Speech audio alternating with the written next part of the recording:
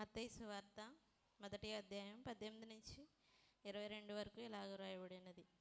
యేసుక్రీస్తు జనన విధం ఎట్లనగా, ఆయన తల్లి అయిన మరియ యేసేబునకు ప్రదానం చేయబడిన తరువాత వారు ఏకము కాకమునుపు ఆమె పరిశుద్ధాత్మ వలన గర్భవతిగా ఉండెను. ఆమె భర్త అయిన యేసేబు నీతిమంతుడై ఉండి ఆమెను అవమానపరచనల్లక రహస్యముగా ఆమెను విడనాడ ఉద్దేశించెను.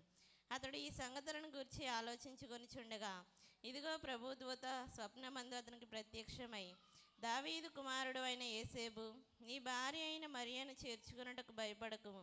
ఆమె గర్భము ధరించినది పరిశుద్ధాత్మ వలన కలిగినది.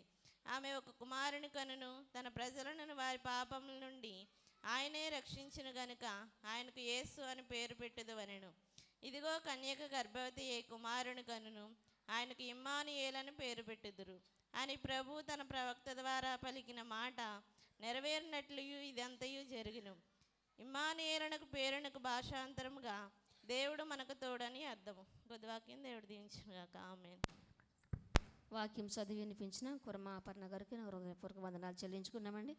అలాగే మూడోదిగా లోకా రాసిన సువార్త భాగము 2వ అధ్యాయము 8 నుండి 14 వచనముల వరకు సకలబత్తుల అరుణ గారు వచ్చి చదివి వినిపిస్తారు.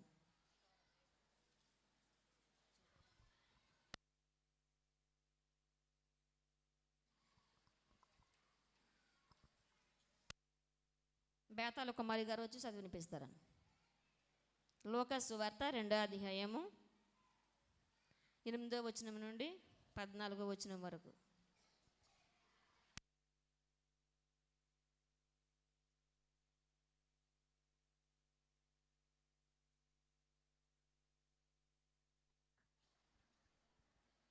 లోకా రాసిన సువార్త 2వ అధ్యాయము 8వ వచనం నుంచి 14 వరకు ఈ విధంగా రాయబడి, ఆ దేశంలో కొందరు గొర్రెల కాపరులు పొలములో ఉండి రాత్రివేళ తమ మందను కాచుకొని చుండగా ప్రభు దూత వారి యొద్దకు వచ్చి నిలిచెను.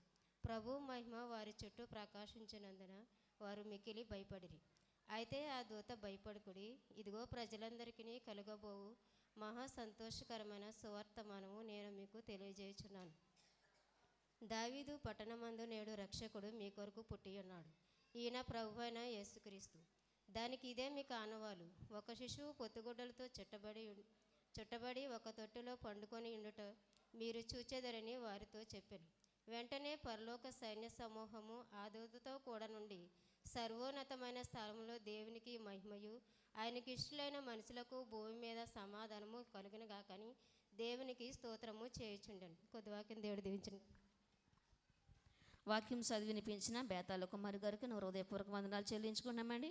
అదేవిధంగా మేకా రాసిన గ్రంథము 5వ అధ్యాయము 2వ వచనం నుండి 2వ వచనం అండి, మొదటి వచనం 5వ వచనం కాడి నుండి 2వ వచనం, 5వ అధ్యాయము 2వ వచనం అండి. బల్లారపి లక్ష్మి గారు వచ్చి చదివి వినిపిస్తారండి.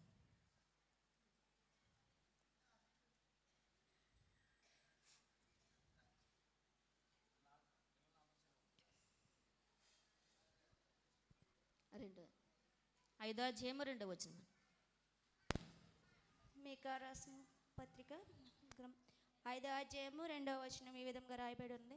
బెత్లెహేము ఎఫ్రాతా, యూదా వారి కుటుంబములలో నీవు స్వల్ప గ్రామమైనను నా కొరకు ఇశ్రాయేలును ఏలబోవాడు నీలో నుండి వచ్చును.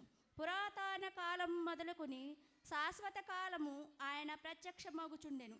దేవుడు తన పరిశుద్ధ వాక్యం మన వినికిడిలో దీవించును గాక. ఆమేన్. వాక్యం చదివి వినిపించిన బల్లారపి లక్ష్మి గారికి నా హృదయపూర్వక వందనాలు చెల్లించుకున్నానండి. అదే ఈ సమయంలో ఇంతవరకు జరిగిన కార్యక్రమాన్ని బట్టి, జరగబోయే కార్యక్రమాన్ని బట్టి మన మధ్యలో ఉన్న సేలం గ్లోరీ గారు వచ్చి ప్రార్థనలు నడిపిస్తారండి.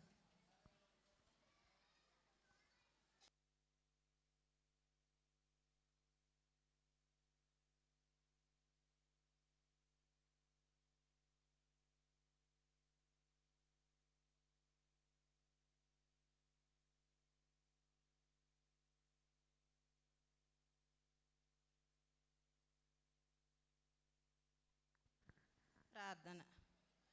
పరిశుద్ధుడా పరిశుద్ధుడా నిత్యనివాసేగా మా పరలోకపు తండ్రి, నీ పరిశుద్ధ పాదములకు లెక్కలేని స్తుతి స్తోత్రం వందనం చెల్లించుకుంటున్నాం. మా దేవ, పోయిన సంవత్సరం స్త్రీల క్రిస్మస్ నుండి నాయన ఈ సంవత్సరం స్త్రీల క్రిస్మస్ వరకు నాయన మా గ్రామాన్ని మా సంఘంలో బిడ్డలందరినీ క్షేమంగా ఉంచి ఇదిగో మా ప్రభువా నీ క్రిస్మస్ జరుపుకోవటానికి నువ్వు ఇచ్చిన కృపను బట్టి నీకు వందనాలు స్తోత్రాలు ప్రభువా.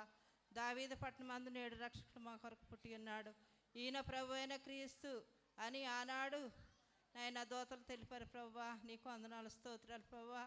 నాయన ఇదిగో ప్రభువా కన్య గర్భమున పుట్టి నాయన 3.5 సంవత్సరాలు ఈ లోకంలో జీవించి నాయన మా కొరకు ప్రాణం పెట్టావు తండ్రి. మీకు వందనాలు స్తోత్రాలు ప్రభువా. నీకేమిచ్చి రుణం తెచ్చలేము మా ప్రభువా. రక్షణ పాత్ర చేతపుచ్చుకుని నామాన్ని ప్రార్థించేవారుగా ఉంటారు సహాయం చేయండి. ఏలయనగా మనకు శిశు పుట్టెను అని నేను యశోదార పలికిన మాటను బట్టి నెరవేర్చడానికి లోకసవతలు మతసవతలు నెరవేర్చావు తండ్రి. నీకు వందనాలు స్తుతులు స్తోత్రులు మా ప్రభువా. ఇదిగో మా ప్రభువా ఈ లోకంలో జీవించకాలం మా ప్రభువా నైనా విశ్వాస జీవితం ఎదగటానికి మమ్మల్ని మేము బలపరచుకోవటానికి నీ కృప తోడించండి, సహాయం చేయండి ప్రభా. సిఆర్ గారిని జ్ఞాపకం చేసుకోండి, శ్రీల సమాజం నడిపిన అధ్యక్షులను జ్ఞాపకం చేసుకోండి, వచ్చిన పాశ్రామ్ గారిని జ్ఞాపకం చేసుకోండి, ఆయన శాంతకుమారి గారిని అలాగే భారతి గారిని కూడా జ్ఞాపకం చేసుకోండి. మా సంఘము ఇంత ఐక్యత సమాధానంగా ఉండటానికి నీ ఇచ్చిన కృపను బట్టి నీకు వందనాలు స్తోత్రాలు ప్రభా. ఇదిగో ప్రభా జరగవలసిన కార్యక్రమం అంతట్లో మీరు తోడై ఉన్నారు. నేను ఉత్తరపచిత్ర వాక్యంలో మీరు తోడై ఉన్నారు. వందనాలు స్తోత్రాలు ప్రభా. ఇదిగో నీ సేవకురాలను పెట్టుకుని ఏ వాక్యం అయితే మాకు చెప్పనై ఉన్నారో మా ప్రభా మీరే మరుగుపరిచి మాట్లాడి మహిమకర్త ప్రభావాలు పొందుకోమని అడుగుతున్న తండ్రి. నాయన దేవుని సన్నిధి అంటే ప్రార్థన చూసుకోమని సెలవిచ్చావు మా ప్రభా. నీ వాక్యం వినేవారుగా ఉండటానికి సహాయం చేయండి ప్రభా. నీ వాక్యాన్ని మా హృదయం దాచుకుని కృప మాకు దయచేయమని నా చిన్ని ప్రార్థన సన్నిధిలో ముద్రించి భద్రపరచమని త్వరగా రాన్న యేసుక్రీస్తు వారి పేట అడిగి వేడుకొంచున్నాం తండ్రి. ఆమె సంవత్సరం అధ్యక్షులకు వందనాలు. ప్రార్థన చేస్తున్న గ్లోరీ గారికి హృదయపూర్వక వందనాలు చెల్లించుకున్నామండి. అలాగే ఈ సమయంలో కంటత వాక్యాలు ఎవరైనా చెప్పాలని ఆశ కలిగిన వారు ఎవరైనా ఉంటే కనుక చెప్పవలసిన వాళ్ళు ఎవరైనా సరే ఒక్క నిమిషం మాత్రమే, ఎక్కువ సమయం చెప్పడానికి లేదండి. ఎందుకంటే అమ్మగారు ఎక్కడి నుంచో ఏలూరు నుంచి మన కోసం ప్రయాసపడి వచ్చారు. ప్రసంగానికి ఎక్కువ సమయం ఇవ్వాలి కనుక ఎవరు చెప్పినా ఒక్క వచనం 2 వచనం అంతకు మించి చెప్పడానికి అవకాశం లేదండి. దయచేసి టయాన్ని ఒకసారి చూసుకోమని మనం చేస్తున్నామండి.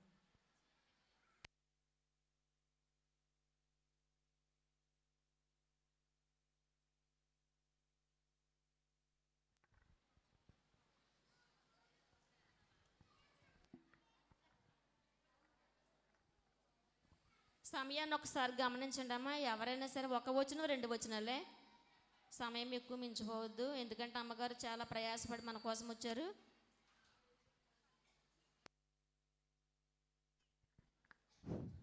లోకాసు వార్త 2వ అధ్యాయము. ఆ దేశంలో కొందరు గొర్రెల కాపరులు పొలములో ఉండి రాత్రివేళ తమ మందను కాసుకొని చుండగా ప్రభు దూత ఆయన వద్ద వారికి వచ్చి నిలిచెను.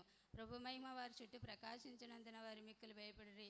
అయితే ఆ దూత భయపడుకుడు, ఇదిగో ప్రజలందరికీ కలిగిపోవు మహా సంతోషకరమైన సువార్తమానము నేను మీకు తెలియజేస్తున్నాను. దావీదు పట్టణమందు నేడు రక్షకుడు మీ కొరకే పుట్టి ఉన్నాడు, ఈయన ప్రభు అయిన క్రీస్తు. దానికి ఇదే మీ కానువాలు, ఒక శిశువు పొత్తిగొడ్డలతో చుట్టబడి ఒక తొట్టిలో పండుకుని ఉండట మీరు చూచెదరని వారితో చెప్పెను. వెంటనే పరలోక సైన్య సమూహము ఆ దూతతో కూడా నుండి సర్వోన్నతమైన స్థలములలో దేవునికి మహిమయు ఆయనకి ఇష్టలైన మనుషులకు భూమి మీద సమాధానము కలుగునుగా కని స్తోత్రం చేస్తుండెను. ఆ దూతలు తమ యొద్ద నుండి పరలోకమునకు వెళ్ళిన తరువాత గొర్రెల కాపరులు తమతో జరిగిన కార్యమును ప్రభు మనకు తెలియజేసినాడు. మనము బెత్లెహేము వరకు వెళ్ళి సోదము రండి అని ఒకరితోనొకడు చెప్పుకొని త్వరగా వెళ్ళి మరియను యేసేపును తొట్టిలో పండి ఉన్న శిశువును చూసిరి. వారు చూసి ఆ శిశువుని గురించి తమతో చెప్పబడిన మాటలు ప్రసారం చేసిరి. గొర్రెల కాపరులు తమతో చెప్పిన సంగతులను గురించి ఎన్నవారు మిక్కిలి ఆశ్చర్యపడిరి. అయితే మరియు ఆ మాటలని తన హృదయంలో భద్రం చేసుకుని గొర్రెల కాపరులు తమతో చెప్పబడినట్లుగా ఎన్నవాటిని కన్నవాటిని గురించి దేవుని మహిమపరుస్తూ స్తోత్రం చేసి తిరిగి వెళ్ళిరి. ఆ శిశువునకు సున్నతి చేయవలసిన దినములు 8వ దినము వచ్చినప్పుడు గర్భమాదాయన కడపముడుకు దేవదూత చేత పెట్టబడిన యేసు అని పేరు వారు ఆయనకు పెట్టిరి. మోషే ధర్మశాస్త్రము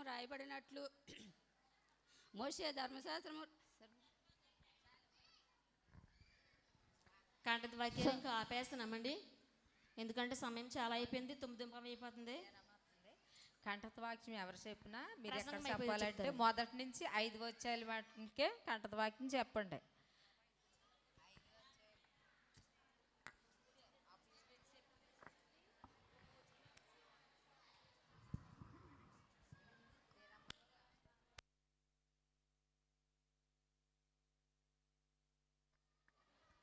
లూకా రాసిన సువార్త 2వ అధ్యాయం 1 నుంచి 14 వచనములు.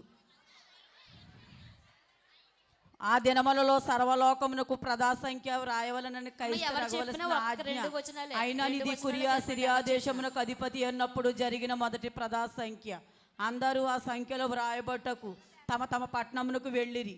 యేసోబు దావీదు వంశములోను గోత్రములోను పుట్టినవాడు గనుక తనకు భార్యగా ప్రదానము చేయబడి గర్భవతి ఎండిన మరియతో కూడా సంఖ్యలో వ్రాయబట్టకు గలిలయలోని నజరెతు నుండి యోదాయలోని బెత్లెహేము అనబడిన దావీదు ఊరికి వెళ్ళెను.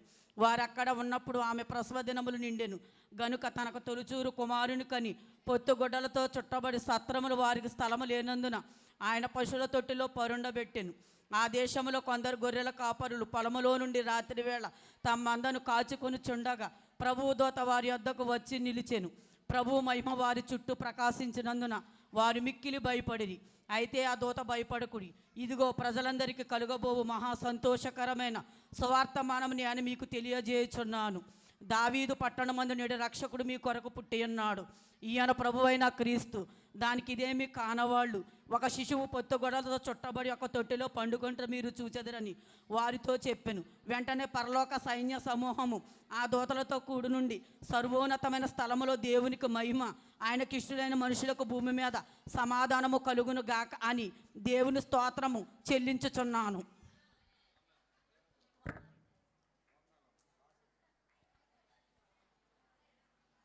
కంఠత వాక్యం చెప్పించిన దినమ్మ గారికి హృదయపూర్వక వందనాలు చెల్లించుకుంటున్నామండి. సమయంలో అమ్మగారికి సమయం ఇస్తున్నామండి. వాక్యానికి సమయం చాలా సమయం అయిపోయింది కనుక ఒక్క 2 నిమిషాలు భారతి గారు, శాంతకుమార్ అక్క శుభాకాంక్షలు చెప్పవలసిందిగా మనం చేసుకుంటున్నామండి.